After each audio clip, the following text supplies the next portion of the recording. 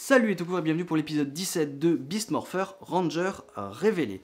Enfin, un épisode sur Zoé, il était temps. Donc, les Rangers sont devant un studio d'enregistrement pour attendre leur star de cinéma préférée, Nikki Rêve. Non. Allez, je vais encore me répéter je ne sais pas combien de fois. Non. Les Power Rangers ne peuvent pas s'habiller de leur couleur avec style en public et qu'ils se fassent pas griller reconnaître. Voilà, je vous l'ai déjà dit plusieurs fois et ça m'énerve toujours autant quand je le vois. Mais bon, Steel est invisible apparemment, Steel n'existe pas, donc ok, Steel est invisible. Donc oui, ils attendent l'arrivée de Nikki Rêve, cette actrice formidable qui doit se faire interviewer par Muriel, la mère de Zoé. Souvenez-vous, Muriel, la mère de Zoé, c'est une journaliste, enfin la journaliste phare de la ville. Donc forcément, bien sûr, quand il y a une interview, c'est vers elle qu'on se tourne. Sauf que malheureusement, l'interview est annulée. Vargoyle en profite pour attaquer et le caméraman fait tomber sa caméra qui reste en marche.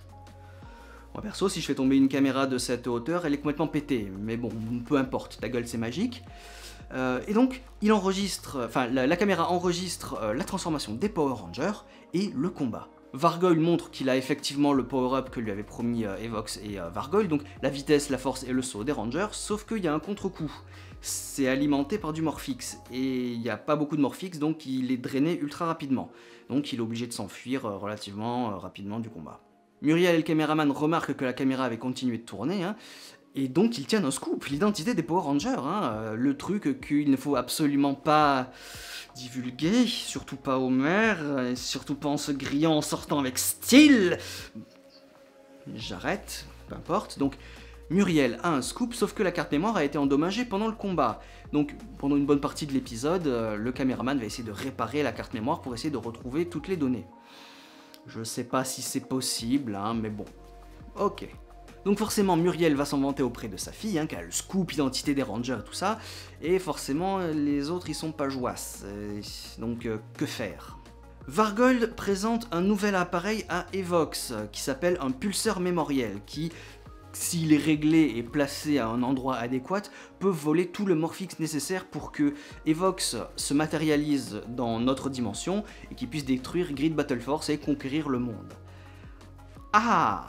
Donc voilà une grosse menace, cet appareil, ce pulseur, si jamais Vargoyle arrive à mettre en place son plan, peut y avoir de grosses répercussions et une grosse victoire pour les méchants.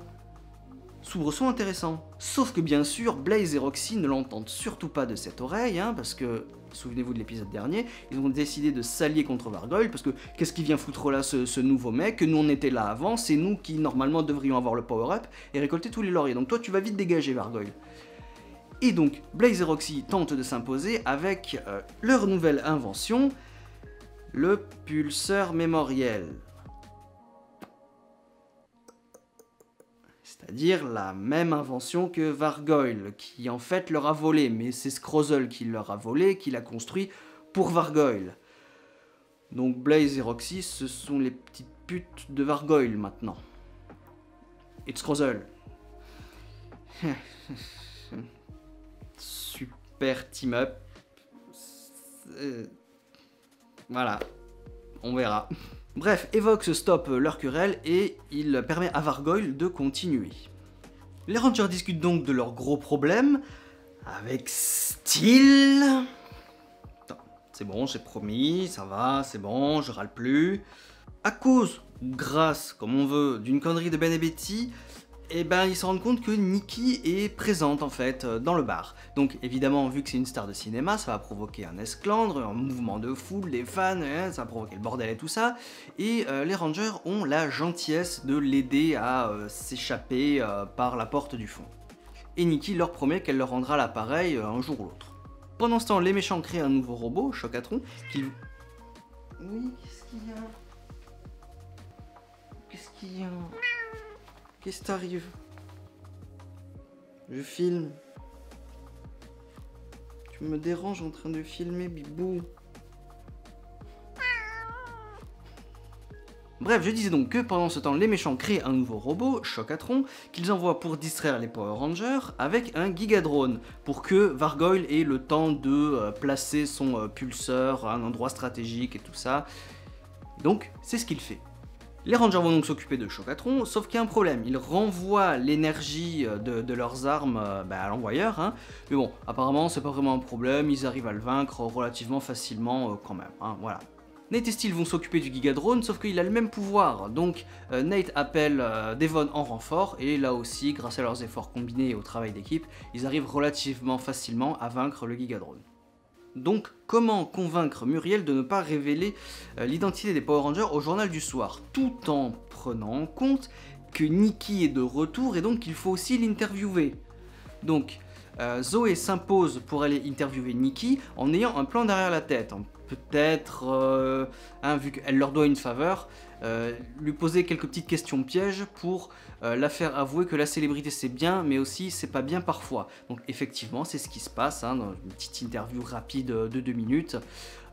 Nikki avoue qu'elle aime bien être célèbre, que c'est sympa, mais que parfois ça a aussi d'énormes points négatifs, et tout ce cheminement de réflexion fait justement réfléchir Muriel, qui au dernier moment décide de ne pas révéler l'identité des Power Rangers.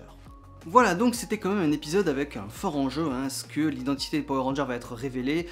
Si oui, ben ils pourront plus faire leur travail correctement, parce qu'on va toujours les harceler et tout ça, il va y avoir des critiques, donc ça aurait été véritablement un enfer pour eux. On a aussi un petit peu, à peine, approfondi la relation entre Zoé et sa mère. Bon, Muriel est quand même très fière que sa fille ait fait un pas en avant dans l'univers médiatique, hein, où elle a pris sur elle d'interviewer Nikki. Je ne pense pas que tout producteur digne de ce nom accepte immédiatement comme ça de balancer une jeune fille sans aucune expérience devant la caméra en prime time, comme ça, en claquant des doigts, mais bon, soit, c'est Power Ranger, hein, voilà. Donc voilà, donc on approfondit un petit peu la relation parent-enfant, hein. Je rappelle que dans Power Rangers, les parents c'est quelque chose de relativement rare parfois, et là ils sont relativement présents dans cette série, donc c'est un énorme point positif à souligner. Donc voilà, j'ai plutôt bien aimé cet épisode, c'était sympa à voir, hein, une relation qui se développe comme ça, avec un petit enjeu, c'était relativement sympa, voilà. Bon, par contre, un petit peu déçu de ce fameux power-up qu'on nous faisait miroiter depuis plusieurs épisodes, hein, le vol des pouvoirs des 3 Rangers, tout ça pour ça. Alors oui, effectivement, Vargoyle est très puissant avec les pouvoirs des 3 Rangers, mais s'il a que 2 minutes de Morphix à chaque fois, à quoi ça sert? Voilà, c'est dépêche-toi de les battre, ou sinon dépêche-toi de t'enfuir. Donc faudrait peut-être remédier à ce gros problème là, parce que littéralement ça fonctionne que 2 minutes, c'est pas top. Donc bon, on verra comment ça va se développer plus tard. J'espère que ça ira mieux quand même. Et donc on a ce fameux pulseur que Vargoyle réussit à installer à un endroit stratégique, hein. Donc encore une fois, depuis plusieurs épisodes, les méchants gagnent. Ils gagnent pas vraiment, mais leurs plans réussissent, surtout Roxy et Vargoyle. Blaze, bon, on s'en fout, limite on s'en fout, voilà. C'est Darkbuster, entre guillemets, mais limite on s'en fout pour l'instant. Donc je pense qu'il sera beaucoup plus fort et beaucoup plus utile à la fin de la série, ou plutôt à la fin de la saison 2, je pense. Mais là, pour l'instant, Blaze, on s'en fout, quoi. C'est la petite pute du coin, quoi. Rien à foutre. Il se fait malmener par ses copains, donc voilà. Donc les méchants principaux pour l'instant c'est plutôt Vargoyle et Roxy. Donc Vargoyle est encore une fois sur le point de réussir un plan, donc est-ce que Evox va réussir à se matérialiser? Comment va finir la saison? Parce que là on n'est plus qu'à en épisode 17, 18, 19, 20, 3 épisodes. 3 épisodes de la fin, et les méchants ont l'air de très bien installer leur plan pour l'instant. Donc est-ce qu'on va avoir un final explosif de cette saison 1? Les méchants vont-ils encore gagner pour qu'on puisse avoir quelque chose de plus pour les héros dans la saison 2? Je pense que oui, hein, donc très hâte de voir les 3 derniers épisodes et de voir comment ça va finir. Je pense que ça va finir en cliffhanger, hein, comme toutes les saisons 1 entre guillemets ces dernières années. Mais voilà. Plutôt toujours enjoué par Beast Morpher. J'ai pas forcément vraiment de déception pour l'instant, hein, mis à part quelques épisodes qui servent à rien, comme Ravi la dernière fois. Mais voilà.